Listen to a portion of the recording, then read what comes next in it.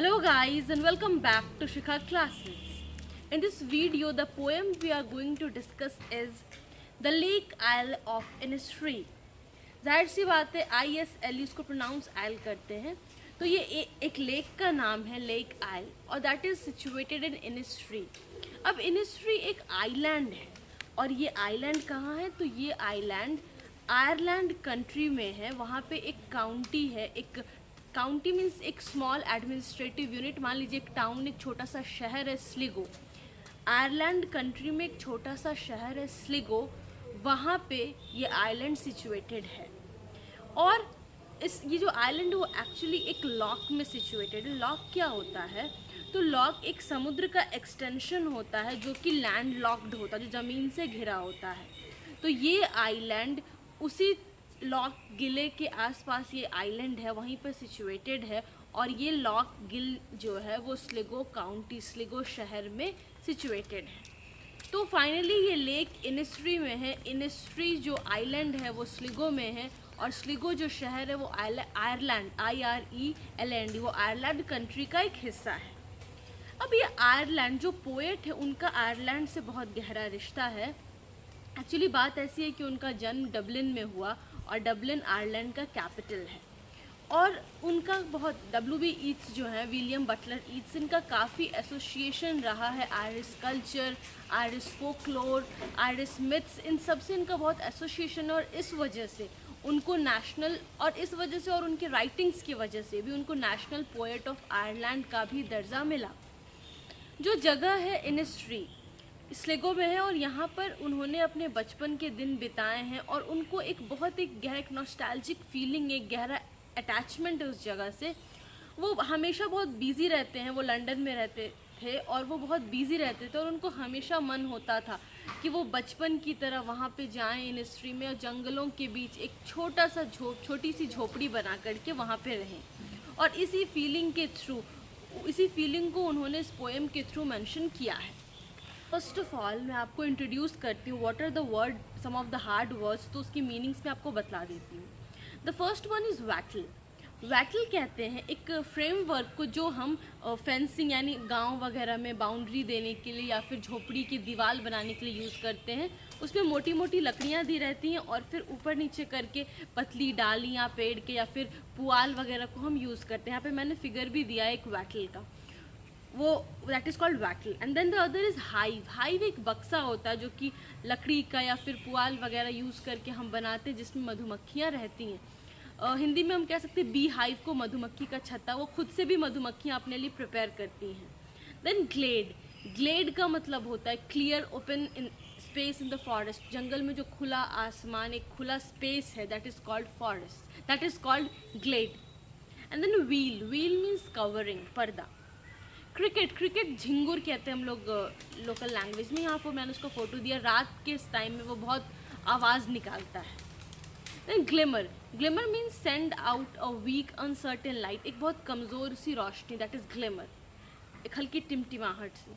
Lynette एक brown colour की चिड़िया होती है जो कि यूरोप में काफ़ी कॉमन है. उसका भी फिगर यहाँ पे मैंने फ़ोटो दिया हुआ है. Then pavement. पेवमेंट कहते हैं रोड के किनारे जो पेडेस्ट्रियंस होते हैं, जो पैदल चलते हैं, उनके लिए जो स्पेस बना होता है, that is called pavement. And core means central part. इस पोएम का जो 3 पैराग्राफ्स है इस पोएम में, और फर्स्ट और थर्ड दोनों ही पैराग्राफ का फर्स्ट लाइन ऐसे शुरू होता है, आई विल अराइज. और ये एक बिब्लिकल एको प्रेजेंट करता है. बिब्लिकल एको मीन्स क्या, कि बाइबल में एक स्टोरी है एक प्रोडिगल बेटे की, मतलब एक बहुत ही बर्बाद अय्याश एक बेटे की, जो कि एक बहुत लग्जूरियस लाइफ लीड करता था. सिर्फ उसमें मतलब सिर्फ भोग ही था उसमें, बहुत ही इज़ वेरी डिस्ट्रॉय, मतलब एक बर्बाद बच्चा जिसको कहेंगे. लेकिन फिर वो उसके लाइफ में कुछ चेंजेस आते हैं and he arises and he goes home. वो खुद को करेक्ट करता है, अपनी जो बहुत बिजी लग्जूरियस लाइफ है, जो जीने का तरीका ढंग गलत है, उसको करेक्ट करता है. तो वो इस चीज़ को भी एक बिब्लिकल इको प्रेजेंट करते हैं इस पोएम में. तो what the poet is actually trying to say through these lines, कि मैं अपनी इस बिज़ी लाइफ को, ये जो शहरी ज़िंदगी है, इसको छोड़ना चाहता हूँ. मैं भी गांव में एक सिंपल सी लाइफ लीड करना चाहता हूँ. So let's first of all read the first paragraph. I'll arise and go now and go to Innisfree मैं उठूँगा और मैं चला जाऊँगा, इनिस्ट्री चला जाऊँगा, अपनी जो ये बिजी सी लाइफ है शहर की, सबको छोड़कर इनिस्ट्री चला जाऊँगा। And a small cabin build there of clay and wattles made, और वहाँ पे एक छोटा सा केबिन, छोटा सा कमरा बनाऊँगा खुद के लिए, एक झोपड़ी बनाऊँगा जो कि मिट्टी और वो पुआल के जो फ्रेमवर्क से उससे मिल करके बना होगा। 9 bean rows will I have there, a hive for the honey bee। और वहाँ पे मैं 9 बीन एक तरह का वेजिटेबल है, तो 9 बीन उस वेजिटेबल का मैं 9 रो में वो सब्जी लगाऊंगा, मतलब अपने खाने का इंतज़ाम भी मैं वहीं पे कर लूँगा।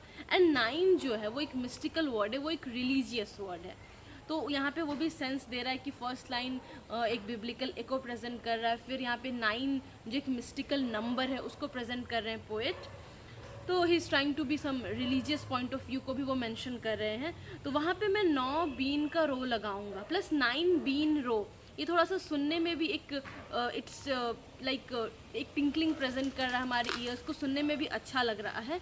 9 bean rows and will I have there a hive for the honey bee, और फिर एक मधुमक्खी का एक जो घर होता है, एक जो डब्बा जिसमें मधुमक्खी को पालते हैं, वो डब्बा भी मैं वहाँ रखूँगा और मधुमक्खी को मैं पालूँगा। बहुत लोगों को मधुमक्खी की जो एक साउंड है, जो वो एक वाइब्रेशन प्रोड्यूस करती है अपने विंग्स के थ्रू, वो बहुत पसंद है, तो वही चीज़ वो कह रहे हैं। And live alone in the bee loud glade, और चूँकि मैं मधुमक्खियों को वहाँ पालूँगा तो उनकी आवाज़ को सुनते हुए मैं वहाँ अकेले सुकून से रहूँगा, उस जंगल के थोड़े से क्लियर जो स्पेस है, जहाँ पे बहुत ज़्यादा मीन्स थोड़ा स्पेस है, जहाँ पे आसमान थोड़ा क्लियर है, थोड़ा पत्ता का छाँव है, उस क्लियर फॉरेस्ट में बहुत सुकून से अकेले रहूँगा उस बी की आवाज़ के साथ। तो बी लाउड ग्लेड भी जो है वो एक साउंड प्रोड्यूस कर रहा, that is very pleasing to our ears, एक मरमरिंग सा साउंड जो कि बीज क्रिएट करते हैं, वो सुनना इनको पसंद है, और वही चीज़ वो कह रहे हैं। Then in the second paragraph वो मेंशन कर रहे हैं कि किस तरह से एक अच्छा लगेगा, एक प्लीजिंग लगेगा जब वो फॉरेस्ट में रहेंगे। And I shall have some peace there, for peace comes dropping slow, और फिर वो सेकेंड पैराग्राफ में ये कह रहे हैं कि वहाँ पर जो हम एक सॉलिटरी लाइफ लीड करेंगे, एक अकेली ज़िंदगी जिएंगे, तो एक सुकून होगा, एक शांति होगी, और जो शांति है वो बहुत स्लो वहाँ पर पहुँचती है, क्योंकि बिजी लाइफ में क्या होता है कि हम बहुत फास्ट मूव करते हैं और हम पीस, उस शांति को अचीव नहीं कर पाते, क्योंकि शांति एक स्लो लाइफ में होती है। तो वहाँ पर जब हम सॉलिटरी लाइफ लीड करेंगे, आराम से जिएंगे, तो मुझे थोड़ा पीस ऑफ माइंड, मुझे शांति फील होगी। Dropping from the veils of the morning to where the cricket sings, जो सुबह का एक हल्की सी धूप एक आएगी उस पत्ते के थ्रू छन के, उस चीज़ को मैं इंजॉय करूँगा सुबह से लेके रात तक। To the where the cricket sings, तो वो जो झिंगुर है वो यूजुअली रात में साउंड निकालता है, तो सुबह से रात तक I will enjoy my solitary life. There midnight is all a glimmer and noon a purple glow. Usually क्या होता है शहरों में, रात में भी काफ़ी रोशनी होती है, मीन्स लोग घर के बाहर बल्ब्स वगैरह जला देते, कंप्लीट एक अंधेरा नहीं होता।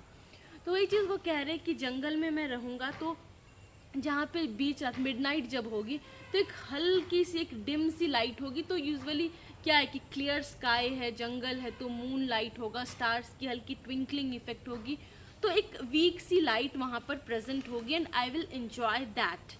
And noon a purple glow, और दोपहर में भी एक अच्छी सी एक चूँकि धूप भले ही कड़ी होगी, लेकिन जंगलों में जो पत्तों की छाँव है तो वो उतना भी बुरा नहीं लगेगा, वो एक इंजॉयबल सा एक्सपीरियंस ही देगा।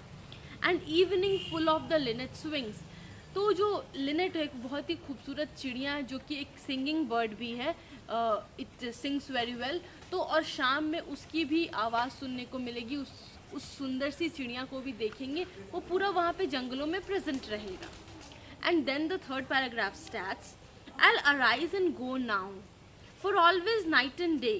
मैं finally I'll arise, I will leave my luxurious life, इस तरह की बिजी शेड्यूल्ड लाइफ को मैं छोड़ दूंगा। मैं वो एक्चुअली फिर से वो वर्ड रिपीट करे, वो एक्चुअली पूरा लाइन को ही रिपीट कर रहे हैं। तो पोएट जो है वो रिपीटेशन को यूज़ कर रहे, रिपीटेशन जो लिटरेरी डिवाइस उसको यूज़ कर रहे हैं इस चीज़ को एम्फेसाइज करने के लिए, that he is really wanting to leave that lifestyle and go to some quiet place where he could live a solitary life।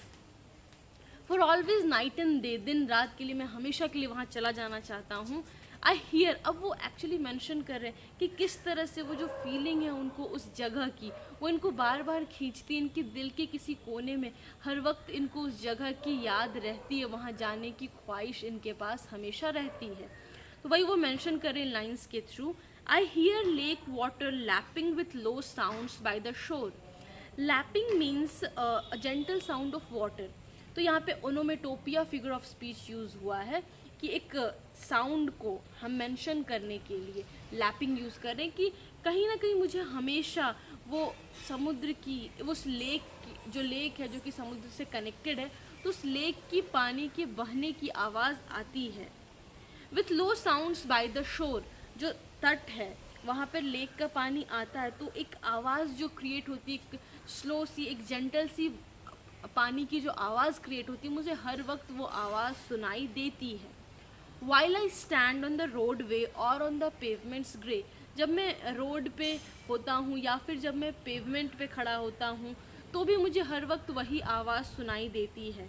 I hear it in the deep heart score, मेरे दिल के बहुत गहराई में ये आवाज़ दबी है, ये हर वक्त मुझे ये याद दिलाती है, मुझे वहाँ जाने की जो ख्वाहिश है वो हर वक्त हमेशा मेरे दिल में रहती है। अब क्या है, पेवमेंट को ग्रे डिनोट करने की कोशिश की गई है। तो एक्चुअली ग्रे जो कलर होता है that is not very bright, वो बहुत डल सा एक कलर होता है। तो उस चीज़ से वो क्या एम्फेसाइज कर रहे, क्या इमेज वो क्रिएट करना चाह रहे पोएट, कि वो जो शहर का लाइफ है जहाँ पे रोडवे है, पेवमेंट्स है, but that is quite boring.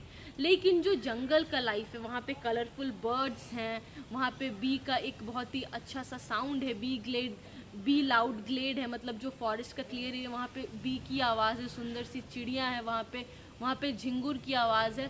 तो वो एक फॉरेस्ट लाइफ को, सॉलिटरी लाइफ को बहुत कलरफुल, बहुत इंटरेस्टिंग बतलाने की कोशिश कर रहे हैं, और जो सिटी लाइफ है उसको बहुत ही बोरिंग डिनोट करने की वो कोशिश कर रहे हैं इस पोएम के थ्रू। और एक्चुअली जो इनका राइटिंग स्टाइल है भी वो बहुत सिंपल है, और चूँकि वो आयरलैंड के कल्चर से काफ़ी इन्फ्लुएंस्ड है तो वो उनके काफ़ी सारे पोएम्स में दिखता भी है। And the most important thing about W.B. Yeats is his simplicity, और वो जिस फ्लो के साथ अपने पोएम्स को लिखते हैं कि एक नॉर्मल सा आदमी भी उनके पोएम को बहुत आसानी से समझ। What is the rhyme scheme of this poem? इस पोएम में हर एक पैराग्राफ में ऑल्टरनेट राइम्स यूज़ हुए हैं। तो इस वजह से जैसे फर्स्ट पैराग्राफ है तो उसका फर्स्ट और थर्ड लाइन का राइम सेम है और सेकंड और फोर्थ लाइन का राइम सेम है। तो फर्स्ट पैराग्राफ का होगा ए बी, तो सेकंड का हो जाएगा सी डी, और थर्ड का हो जाएगा E F. So this is the rhyme scheme. तो होप आपको ये पोएम कम्प्लीटली अच्छे से समझ में आया हो। फिर भी कोई भी प्रॉब्लम है, feel free to mention it in the comment box below, या फिर आप मुझे फेसबुक पेज पर मैसेज करके भी पूछ सकते हैं। और अगर आपको पसंद आया हो तो don't forget to hit the like button and share this video with your friends, ताकि उनको भी ये पोएम समझ में आ जाए अच्छे से। एंड अगर आपको मैथ्स या साइंस में कोई प्रॉब्लम है तो मैंने एक चैनल का लिंक नीचे दिया है, kindly go through that. And